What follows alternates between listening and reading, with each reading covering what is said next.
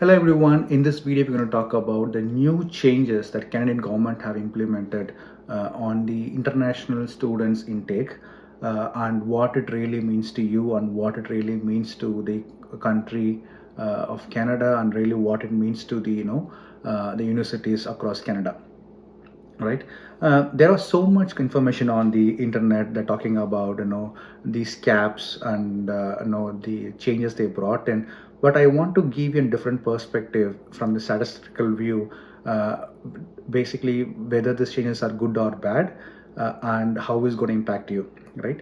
So I'm going to summarize the changes they brought in, and few statistical data that really helps you to take a decision.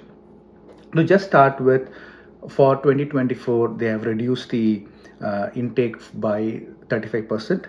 So on 2023, we had an intake of 580,000 students, whereas they're going to reduce to 360,000 students for 2024, which is basically a 34% reduction in the numbers when compared to 2023 data. But if you go back like 5 years, right, from 2019 till 2024, 2020 is completely dead because of COVID. 2021, 2022, 2023 are the spikes in the intake. Like I would say, we had number of students that came to Canada has been spiked a lot in 2021, 2022, 2023. Whereas if you compare 2019 data, we had around 400,000 students only, which is going to be the same as the cap that government has been implemented now. This is basically they going to the pre-COVID phase of number, I would say. So 2019 they had 400,000 students, whereas in 2024 they're gonna approve for 360,000 students, which is same as the pre-COVID. But when you compare to 2023 data, yes, it's 35% reduction, but it is same or similar to the number of intakes that we had on 2019. What it means to students, right? So if you're applying for universities in Canada, what will happen is there will be you have to undergo so much filtering. Basically, there are number of seats available will be less when compared to 2023, so getting admissions may be tougher. So that is a challenges for the students, whereas this also helps the Canada or from the to have an very well qualified students who are the cream layers. They can contribute to the Canadian economy. So by this, you have to struggle hard to get the admission. That is the negative side of it. Whereas the positive side is the people who coming out will be like more creamier or more of well qualified persons, because they have already went through the filtration process that they have to go through. Second thing is this changes, right? The reduction in the changes will not applicable to the postgraduate people who coming. Like if you're coming for a PG degree, if you're coming for an PhD, this numbers will not applicable to you. And already people who are in work permit will not already in study permit will not have an impact, and who's wanted to renew their study permit will not have an impact, right? This is on high level view of what these changes are. Second major changes is your spouse work permit. So usually what happens is the people who comes to Canada for studying, if they are married, they also bring a spouse. So one can work and one can study. So in this case, previously, even you coming for undergraduate programs or master programs or PhD programs, your spouse can work. They can apply for the work permit and they can work. Now what happens is they cannot do the spouses of an undergraduate programs cannot apply for the work permit. Only the spouses of the master degree program or PG degree or the PhD can apply for this spouse work permit. Thirdly, we have PGWP as postgraduate work permit changes. It's they not going to give you the postgraduate work permit if you are if you are going to pass out from the private colleges, right?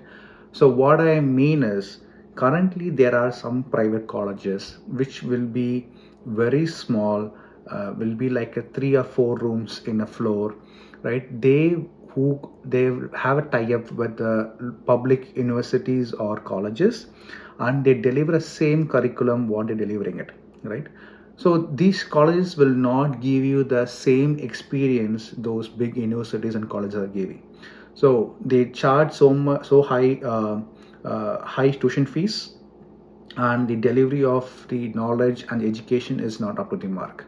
So the government is targeting those colleges and saying that, hey, if you are coming out from this private colleges, you may not entitled to have the postgraduate work permit. So usually people come to Canada for doing a PG.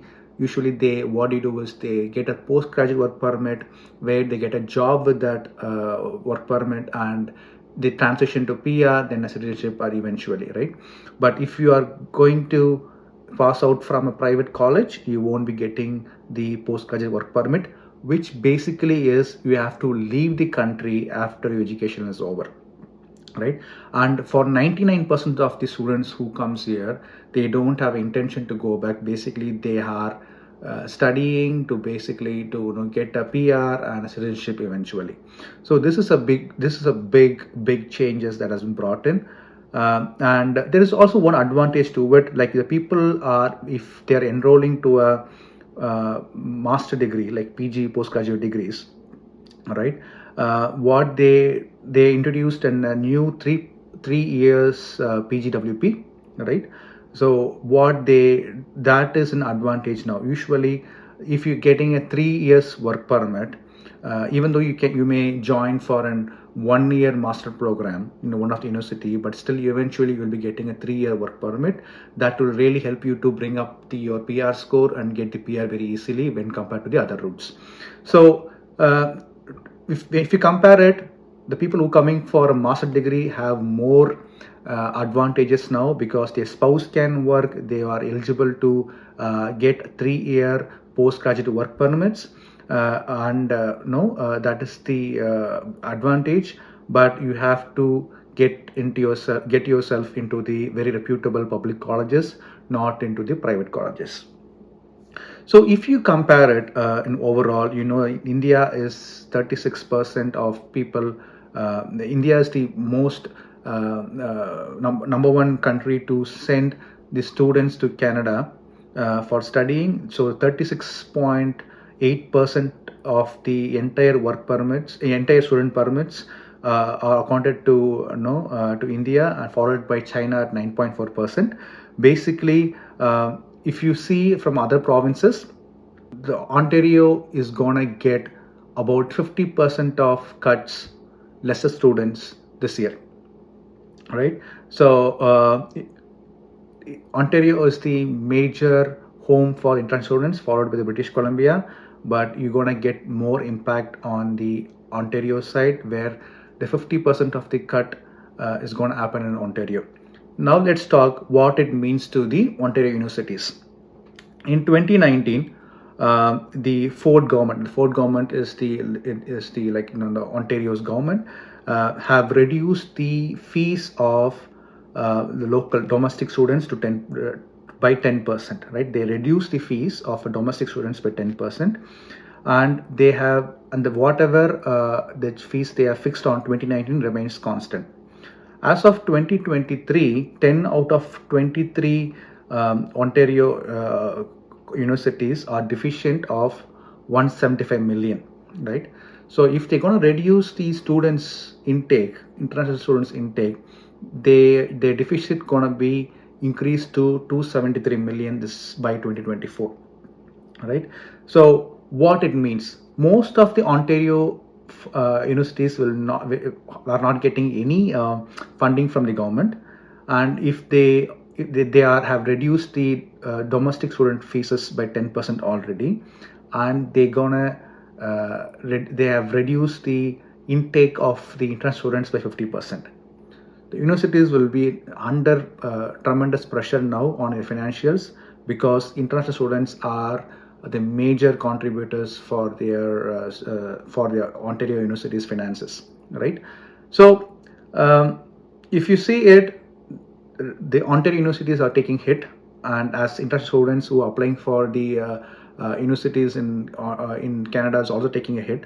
But what will happen is, what whoever have got the got the admissions, the student permits, will get an very quality education. That is the output of this whole thing, right? You will be studying in a good college. You will have a better experience when compared to the students they had in past, right? I hope this video will be helpful for you to take your decision, and we will connect in next video on the same topic very soon. Bye.